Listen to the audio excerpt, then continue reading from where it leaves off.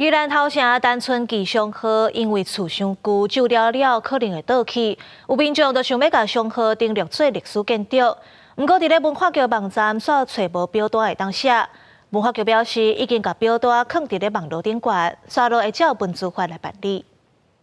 伫头城老街有100年历史的单纯吉祥号，已经有黄色的封锁线，所有传联打广告，讲茶娘后去祥号有可能会倒。有民众不拢是伫咧老街做导览，为了要抢救祥号，想要提报单纯吉甲边仔的元和成祥号登录历史建筑，验过山拄着困难。现在宜安县文化局这边，其实它的网站其实没有相关的路径跟窗口，我可以去做接触。甚至说提报单，其实提报单我都有，可这方面就是我该怎么办？提报人发现，原文化局的网站顶头无相关的提报表单，或者是提报的方法，也无便民的参考，所以唔知安怎做。头城火车站红白色的贴画，就是参考单纯期甲元和成相好的建筑风格，会当讲是头城老街的指标特色。文书工作者认为，文字法第9条虽然讲主管机关应该尊重文化资产所有权人的权益，不过文化部也不限时，讲这条法条不是讲所有个职的指定，要得到所有权人同意。为了公共利益，文化局应该积极保存祥号。这个事情是，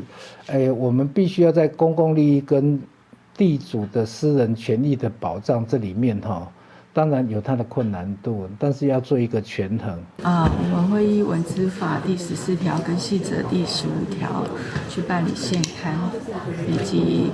列车的最终审查会议。单纯吉祥号这嘛所有权人真多，那边修复建筑物要摕到所有权人的同意无容易，所有权人也无愿意接受访问。原文化局讲，提报的相关表单已经放伫咧网站顶，后面将下载。在收到提报人的资料了，会依照文字法办理现刊，结果再列册追踪。公司新闻采访报道。